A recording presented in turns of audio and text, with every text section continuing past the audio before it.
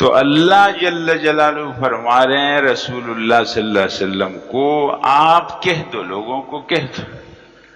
میں خالص اللہ کی عبادت کروں، اس میں ملاوٹ نہیں ہوگی، نہ کھلم کھلا ملاوٹ ہوگی، نہ چھپ کر ملاوٹ ہوگی۔ کھلم کھلا ملاوٹ کو شرک کہتے ہیں، چھپ کر ملاوٹ کو ریاکاری کہتے ہیں۔ میں عبادت کروں گا، نماز پڑھوں گا، روزہ رکھوں گا، زکوٰۃ صدقات، کسی کے ساتھ خیر نیکی، کوئی ان کاموں کی جڑ کے اندر نہ کھلم کھلا شرک ہوگا، نہ چھپا شرک ہوگا، ورنہ اس عمل کو عمل کرنے والے کے منہ پر مار دیا جائے گا، وہ اللہ کے پاس قبول ہی نہیں ہے، کتنا بھی بڑا عمل ہو، لوگ کتنی بھی تعریف کر لیں، کتنی بھی تصویریں آ جائیں، اور لوگ کتنی بھی تعریف، اللہ کے پاس نہیں ہے۔ یہ عمل ہے، اپنے عمل کو محفوظ رکھنا ہے۔ مجھے یہ حکم ہے کہ میں خالص اللہ کی عبادت کروں۔ دیکھو حضرات، قرآن کی ان آیتوں کو، ان باتوں کو دہراؤ اپنے ساتھ، اس پر سوچو، دہراؤ، اپنے آپ کو دیکھو،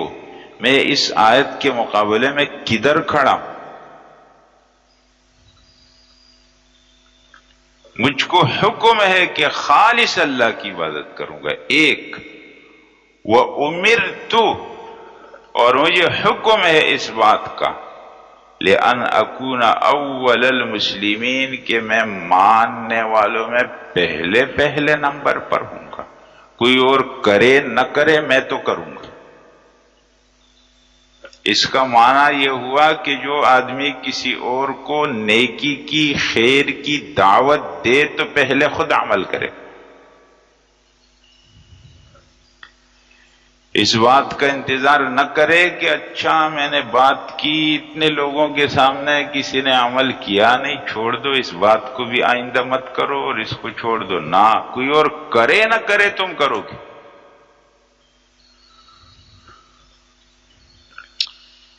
حق کا تعلق اس بات سے نہیں ہے کہ کتنے لوگوں نے کیا، حق کا تعلق اس بات سے ہے کہ وہ اللہ اور رسول کی طرف سے۔ رسول اللہ صلی اللہ علیہ وسلم صفا کی پہاڑی پر جب کھڑے ہوئے تو بالکل اکیلے تھے، پورا ماحول تو اور تھا، تو کیا اس سے حق میں شک پڑا؟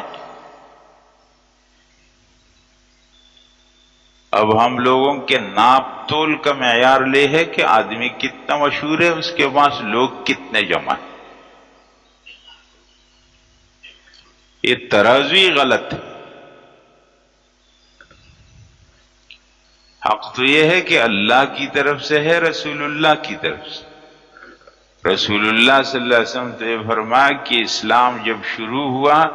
تو شروع کے اندر بالکل جیسا ایک نیا مہمان اور مسافر ہوتا ہے، غریب، بدأ الاسلام غریبا، اسلام شروع ہوا بالکل نووارد، مہمان مسافر آدمی، یہ سب چہرے تو جانے پہچانے ہیں، یہ تو سب کو جانتا ہوں میں ان کو، اتنے میں دیکھا کہ ایک نیا آدمی داخل ہو گیا تو میں حیرت میں پڑ گیا، یہ آدمی کو میں نے پہلے دیکھا نہیں ہے، نیا آدمی۔ فرمایا اسلام جب دنیا میں آیا بالکل ایسا لگتا تھا جیسا نیا آدمی ہوتا ہے، لوگ یہ کیا طریقہ، یہ کیا چیز ہے، یہ کیا کر رہے ہیں، کبھی ہاتھ اٹھا رہے ہیں، پھر یوں کھڑے ہوئے ہیں، پھر رک کے بھی سجدے میں جا رہے ہیں، یہ کیا طریقہ؟ لوگ تعجب کرتے تھے۔ رسول اللہ صلی اللہ علیہ وسلم نے فرمایا ایک زمانہ آئے گا پھر لوگ تعجب کریں گے اسلام کے طریقے۔ آج اسلام مسلمانوں کے بیچ میں ناشنا، آپ دیکھو شادیاں چلیں گی، جب اس شادی کے اندر ڈھول واجے، گمراہی اور سب قسم کی خرافات اور اللہ کی نافرمانی، وہ سب خوش ہے، بیچ میں کوئی بولے کہ بھائی ایسا مت کرو، تعجب سے اس کا منہ دیکھیں گے، یہ آپ کیا بات کر رہے ہیں؟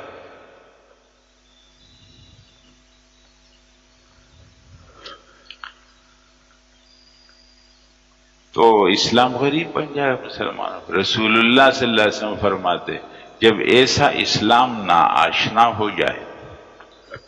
تو پھر میری طرف سے سن لو، ان لوگوں کو مبارکباد دے دو جو ناآشنا بن جائے، وہ ناآشنا ہونے کو قبول کر لے۔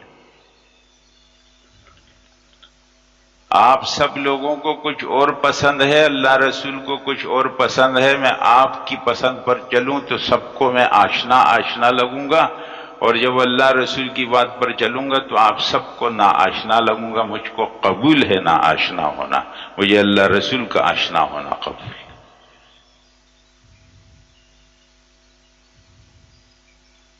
اور رحمان بابا کا ایک شعر پشتوں کے جو شاعر ہے نا، وہ اس میں کہتے ہیں کہ دا دنیا مانا پا مہر کی دین واڑی، دا دنیا مانا پا مہر کی دین واڑی، ماں رحمان تدا نکاح قبل ندا۔ رحمان بابا اپنے اشعار میں کہہ رہے ہیں کہ یہ دنیا میرے ساتھ نکاح کرنا چاہتی ہے، لیکن کہتی ہے کہ اپنا دین مجھ کو مہر میں دے دو، مجھ کو یہ نکاح قبول ہی نہیں ہے۔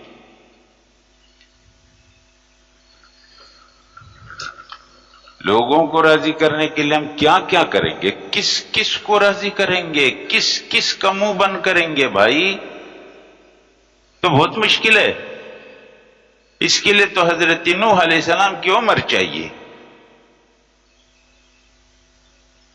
آج فلانا ناراض ہو گیا، آج فلانا ناراض ہو گیا، فلانا ناراض ہو گیا، اسی چکر میں لگے رہو، پورے 60 سال گزر گئے اور ناراضی سب رہے اور آخر میں چلے گئے۔ رسول اللہ صلی اللہ علیہ وسلم کو اللہ فرما رہے ہیں آپ کہہ دو، مجھ کو حکم ہے بھائی، میں پابند ہوں، مجھ کو حکم ہے کہ خالص اللہ کی عبادت کروں گا،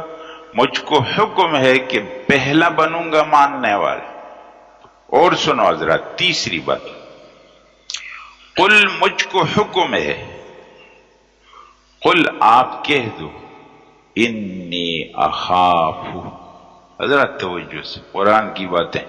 انی اخاف، مجھے ڈر لگتا ہے، مجھے ڈر لگتا ہے، ان عصیت ربی،